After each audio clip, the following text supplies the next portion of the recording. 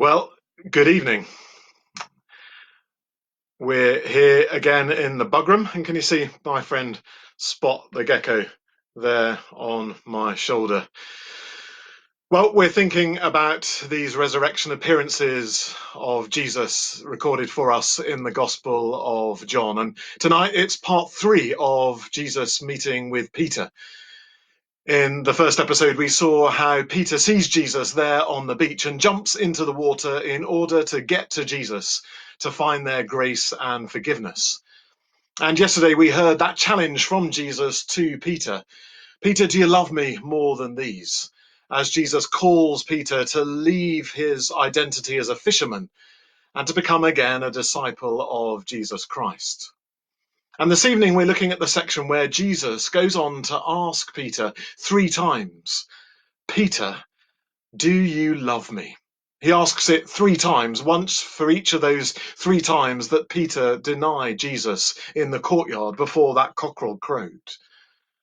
Simon, son of John, says Jesus, using the name that Peter was given at his birth, do you love me? And with an increasing nervousness and frustration, Peter responds, yes, Lord, you know that I love you. And each time Jesus responds to Peter, well then, feed my sheep. Now, some people get excited about trying to work out the ages and stages of the different sheep that Jesus talks about in those 3 responses. Some say he was talking about young ones and then juvenile ones and then adult ones. I don't really think it's about the sheep so much as being a shepherd. Remember earlier in John's Gospel in chapter 10, Jesus has spoken about how he is the good shepherd. And now what he's saying to Peter is, you feed my sheep. Peter, you become a shepherd with me and help me care for, look after, nourish and sustain my precious flock.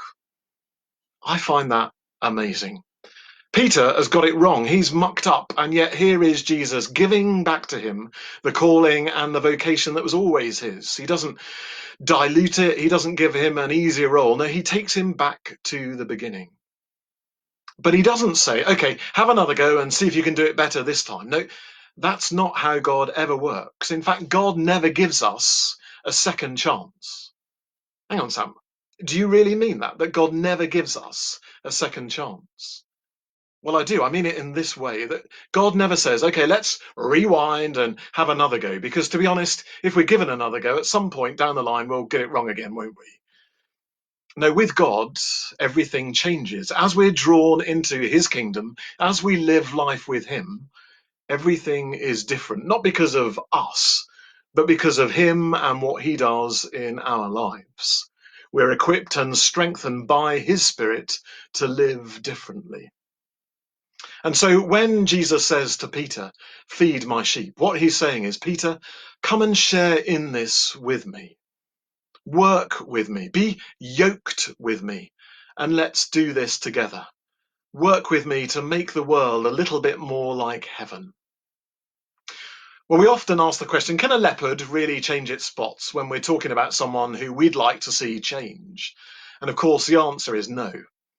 Well, in this house, we don't have any leopards yet, but Spot is a leopard gecko, so forgive me, it's the best I can do. Well, I don't know if leopards can change their spots. But I do know with Jesus, because of who he is, because of what he makes available to us through his spirit, we are able to live differently. Not because of us and who we are, but because of who he is. Every person called to be a disciple of Jesus Christ is given a calling. The most important one is just that, to be a disciple of Jesus. But because we're working with Jesus, we're called to do all kinds of things and to use our gifts and our interests to make earth a little bit more like heaven, as I was saying a moment ago. But we do it with Jesus. Whatever those things are, seen or unseen, we work with Jesus in visible and invisible places to change the world, to work with him, to bring in his kingdom, to make earth a little bit more like heaven. Feed my sheep, says Jesus to Peter.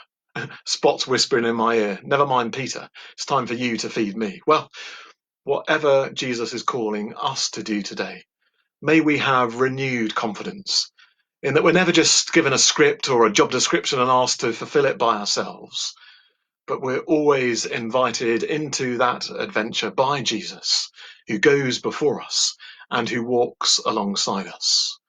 We're never alone, and we do everything with him.